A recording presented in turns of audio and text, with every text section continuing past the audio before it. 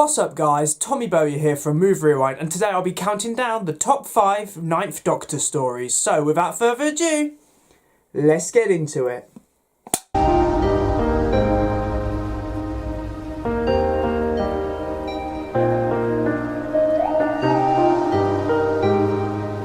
In my personal opinion, the Ninth Doctor is an incredibly underrated incarnation of the Doctor. I remember seeing a post on the Doctor Who's Instagram a couple of days ago when it was showing the Doctor's final words, and it had from the 10th Doctor to the 13th Doctor, and I remember thinking, why isn't the Ninth Doctor there? Why does it seem that Doctor Who seems to kind of just overlook the Ninth Doctor's era? Yes, it's only one series, but it was series 1. It was the series which started the revival. It is the main reason that Doctor Who is still going. So I feel like the Ninth Doctor doesn't get the love and attention he deserves. So I thought, as it's the 60th anniversary of Doctor Who coming up, it would be a great idea to list some of the best Ninth Doctor stories. Now, of course, a couple of disclaimers before we get into this ranking. Firstly, there is only 13 episodes to choose from, so obviously there isn't loads of episodes of which to choose from. Secondly, I'm counting two-part stories as a single story, so please bear that in mind. And thirdly, obviously, this is my personal opinion, this is going to be a very biased list because episodes I consider really good, you might not, so please bear that in mind, and please feel free to comment what Ninth Doctor stories you enjoyed down below. Now that all that's out the way, let's get on with the ranking. Now, the first episode on this list is Rose. Now, Rose, obviously the Ninth Doctor's first story and the first story of the revival.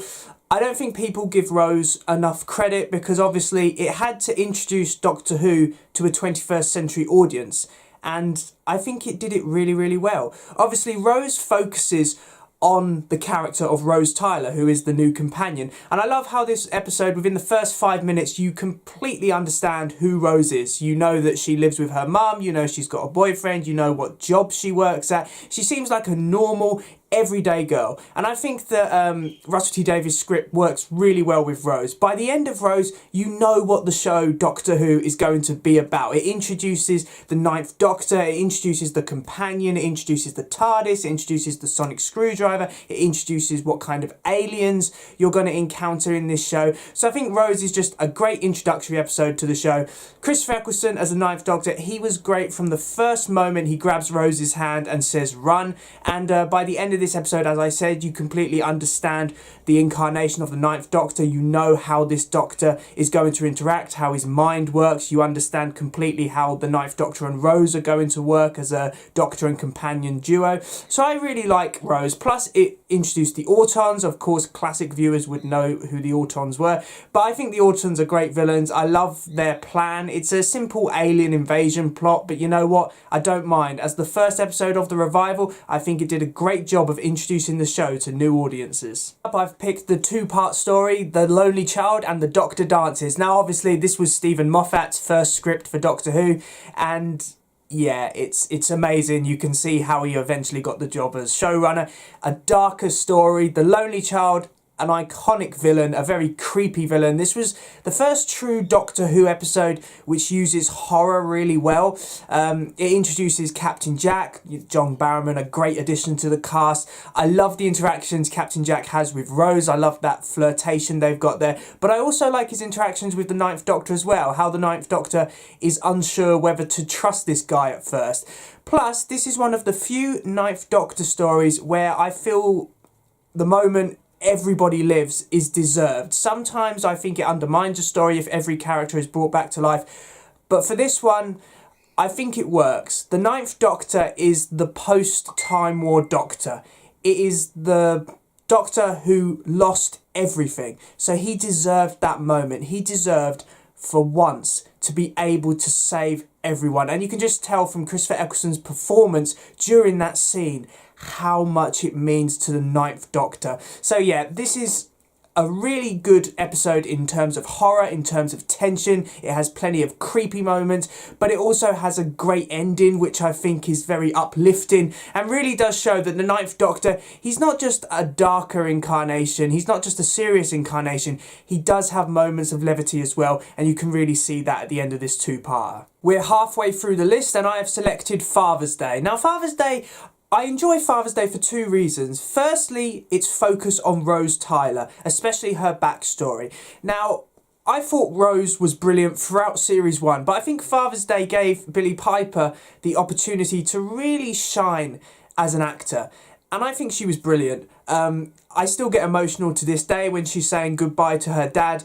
I think her dad, Pete Tyler, is actually a very interesting character, and I love how he figures it out on his own. He figures out that actually he was supposed to die, and he actually saves Rose the trouble. He decides that, you know what, I will make the sacrifice in order to save everyone, but at least I got to spend time with the daughter that I never got to know. So I always get emotional during those scenes. Fantastic acting by Billie Piper.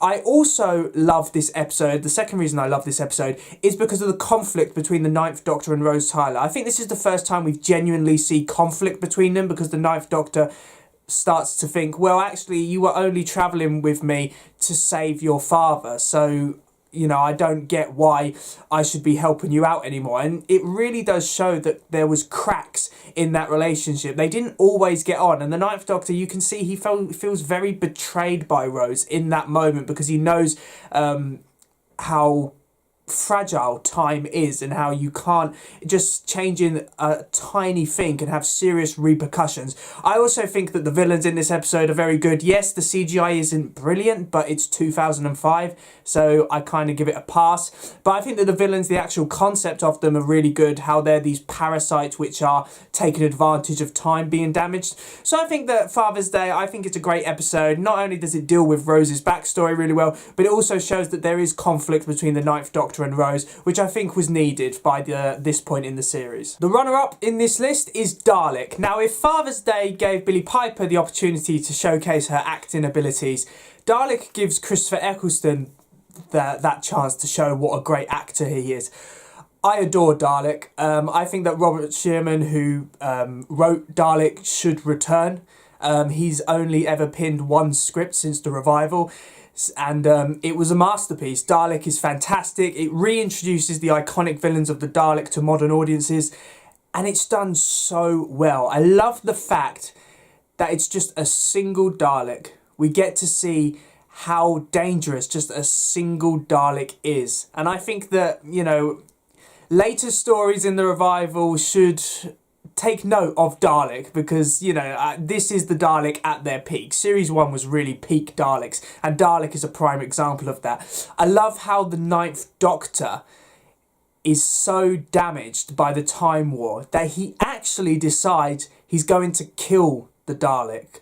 He actually becomes a lot like Daleks, just pure hatred against this species. And I love the final scene and the final confrontation between the Doctor and the Dalek, where the Doctor is so adamant that he's going to kill this thing that Rose has to eventually talk him down and say, this isn't the Doctor that I know, what are you turning into? I think that's a great moment. I love Christopher Eccleston's performance. You can tell he's putting his heart and soul into this performance, and I think it's just great. We see the Ninth Doctor like we've never seen him before. This is a great episode in tension. I love how Rose spends half of the episode running away from the Dalek, and how we just see that the Dalek is just killing everyone. And I also love another thing that I've just noticed about this episode from rewatching it, is how it takes all of the previous criticisms people had of the Daleks and kind of shows that they don't actually matter anymore. So, for example, the Dalek comes to a flight of stairs, and a common criticism of the Daleks was, oh, well, they can't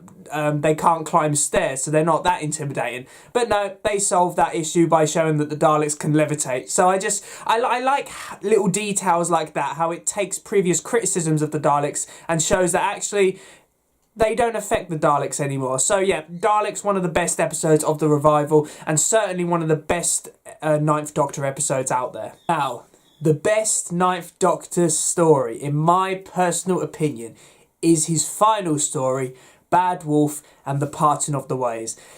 Now, for me, this is the best series finale since Doctor Who's revival. Nothing beats it. I said earlier on in this video that the Daleks were at their peak in Series 1. And it's not just because of Dalek, it's because of their appearance in these episodes as well.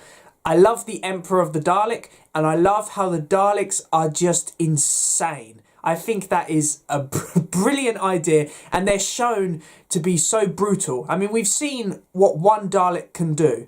Now we've got an army. And this is one of those episodes where everyone dies. No one is safe from the Daleks, and I think that's brilliant. You can feel that the stakes have never been higher.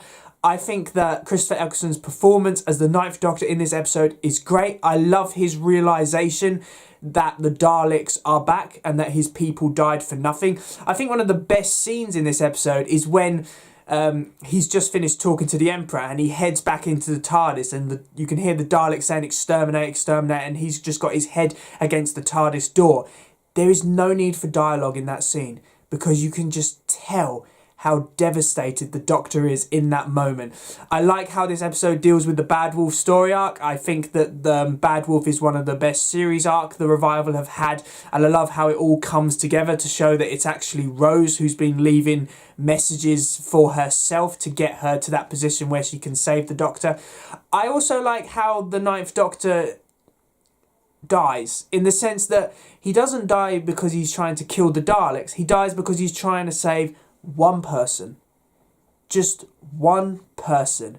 That's all it takes for him to sacrifice himself. And I think that's great. I think that totally sums up the Ninth Doctor, in the sense that this is an incarnation of the Doctor who's prepared to do anything to save just as many people as he can. So he decides to save Rose. I think that regeneration scene is very good, and I don't really know why the BBC seem to kind of push it to one side. I think it's a brilliant regeneration scene.